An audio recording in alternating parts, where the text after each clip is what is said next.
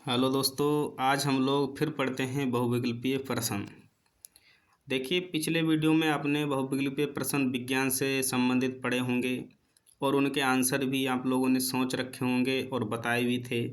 तो आज हम लोग फिर पढ़ेंगे बहुविकल्पीय प्रश्न और उनके आंसर भी हैं, ऑब्जेक्टिव क्वेश्चन हैं, आपको बताना भी है और कमेंट में भी लिखना है कि आपको इस प्रश्न में से कितने आपको बताना जरूर है कि इसमें से कितने प्रश्नों का उत्तर आपको पता है, जरूर बताना है आपको। तो देखिए, पहला प्रश्न है, भारत देश का संविधान कब लागू हुआ था? देखिए, हमारे भारत देश का संविधान जो है, बताइए भाई, कब लागू हुआ था? आपने पढ़ा होगा अच्छी तरीके से कि हमारा भारत देश आज़ाद कब हुआ था भाई? हमारा भारत देश आज़ाद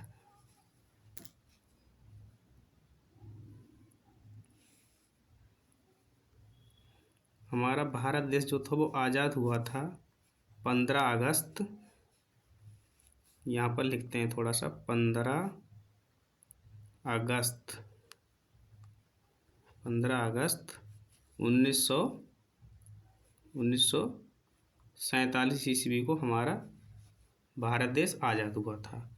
तो उसके बाद देश को चलाने के लिए कुछ नियम कानून की आवश्यकता थी, तो उसी को बोला जाता है संविधान, जिससे हमारा देश चल सके। तो उसको भारत देश का संविधान जो है वो बनकर तो तैयार हो गया था, तो उसको लागू कब किया गया था, प्रश्न ये है। तो आपको बताना है भाई, बताइए लागू कब किया गया था? किसी को मालूम है? कितने लोगों को मालूम है? तो भारत देश का संविधान लागू हुआ था 26 जनवरी, कुछ याद करके बताइए भाई। 26 जनवरी 1950। कब लागू हुआ था? 26 जनवरी 1950 को भारत देश का संविधान। तो जनवरी का पहला महीना तो होता है जनवरी, वर्ष का पहला महीना कौन सा होता है भाई? जनवरी तो होता है, आपको याद होगा अच्छी तरीके से।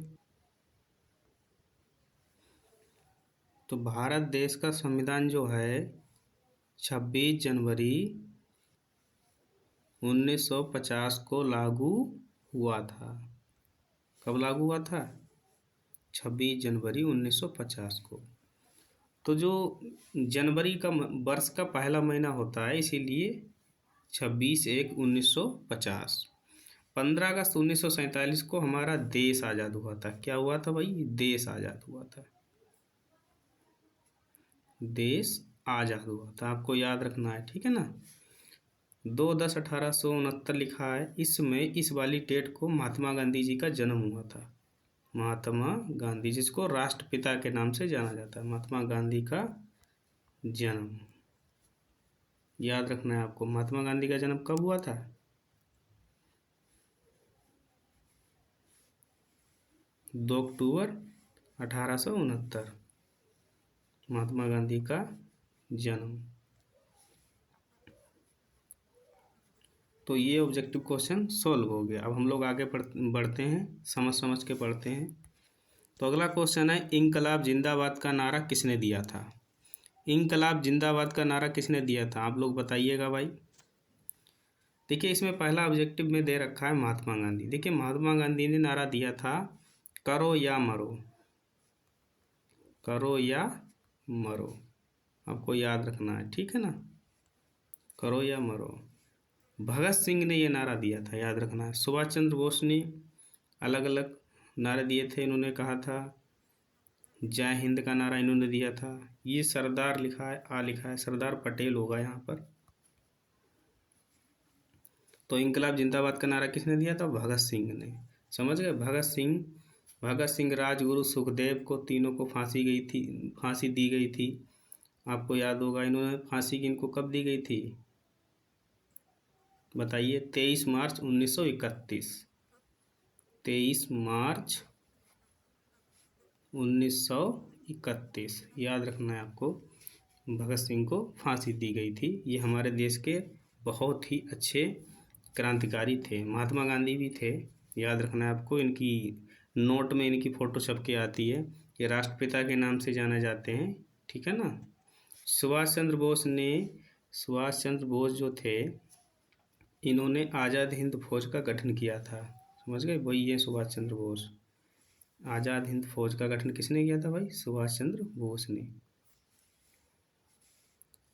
सुभाष चंद्र बोस ने आज़ाद हिंद फौज का गठन, आज़ाद हिंद। चलिए अब अगला प्रश्न पढ़ते हैं, ठीक है।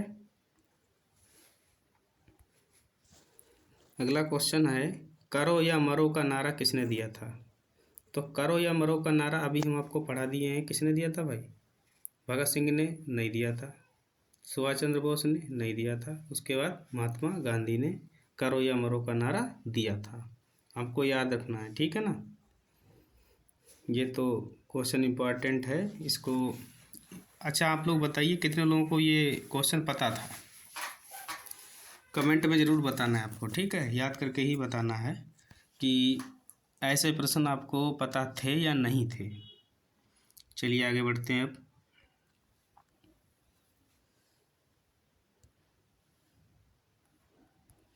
अगला प्रश्न है, सूर्य की रोशनी में कौन सा विटामिन होता है?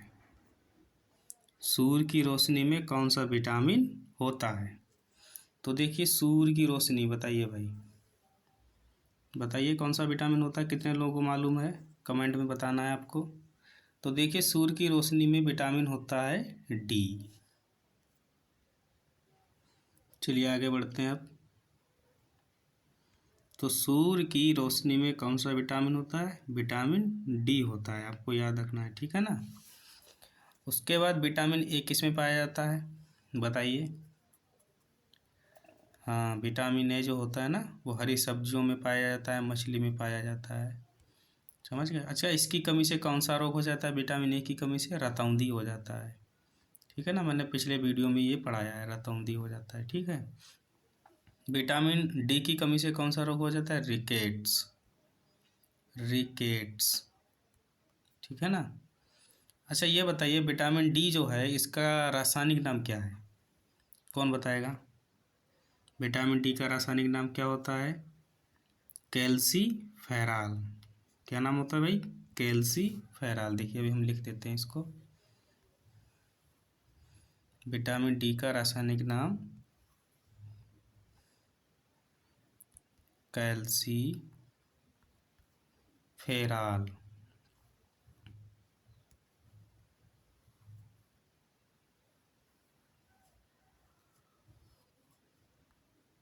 कैल्सीफेरॉल, ठीक है ना। और विटामिन सी, विटामिन सी का होता है एस्कॉर्बिक अम्ल, ठीक है ना, एस्कॉर्बिक अम्ल, ये एस्कॉर्बिक हो जाएगा। उसके बाद विटामिन के है, फिलोक्विनोन होता है। तो सूर्य की रोशनी में कौन सा विटामिन होता है? तो विटामिन डी होता है, आपको याद रखना है, ठीक है ना। विटामिन डी, इसकी कमी से रिकेट्स हो जाता है। तो ये तो सब। विटामिन सी किस में पाया जाएगा? विटामिन सी पाया जाता है खट्टे फलों में। अब विटामिन के जो है, ये रुधिर का थक्का जमाने में क्या करता है? सहायता करता है, ये ध्यान रखना है, ठीक है ना। चलिए आगे बढ़ते हैं, अगला टॉपिक देखते हैं क्या है। भारत देश कब आज़ाद हुआ था? अभी हम आपको बताए थे भारत देश कब आज़ाद हुआ था भाई, बताइए। आप ही लोग बताइए, अच्छा, ठीक है ना, आप लोग बताइए कितने लोगों को मालूम है। तुम जो कह दो तो चांद तारों को तोड़ लाऊंगा मैं, इन हवाओं को, इन घटाओं को मोड़ लाऊंगा मैं। चलिए आगे देखते हैं। तो भारत देश कब आज़ाद हुआ था, बताइए ना। तो भारत देश जो था 15 अगस्त 1947 ईस्वी को आज़ाद हुआ था, आपको याद रखना है अच्छी तरीके से। 14 अगस्त 1947 को पाकिस्तान आज़ाद हुआ था, पाकिस्तान। और भारत देश 15 अगस्त 1947 को आज़ाद हुआ था। बाकी कोई ज़रूरी नहीं है। तो ये तो हो गई 5 क्वेश्चन हो गए आज के। तो अब आगे बात कर लेते हैं। कुछ क्वेश्चंस को आपको बताना भी है, ठीक है ना। मैं यहाँ पर लिखे दे रहा हूँ, आपको कुछ क्वेश्चंस के जवाब भी देने हैं। जैसे कि क्वेश्चन है, दूरबीन का आविष्कार किसने किया था? दूरबीन का आविष्कार किसने किया था?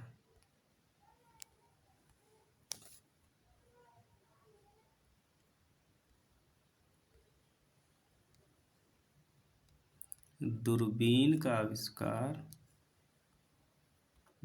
आविष्कार किसने किया था? एक क्वेश्चन ये हो गया।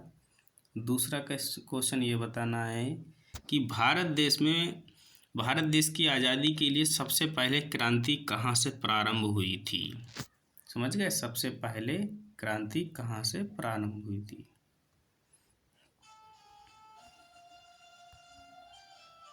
ये आपको बताना है। तो सबसे पहले क्रांति कहाँ से प्रारंभ हुई थी, समझ गए? ये आपको क्वेश्चन बताना है। चलिए, अब हम लोग मिलते हैं अगले वीडियो में। तब तक के लिए नमस्कार। और आपको इस क्वेश्चंस को लिख लेना है, ठीक है ना।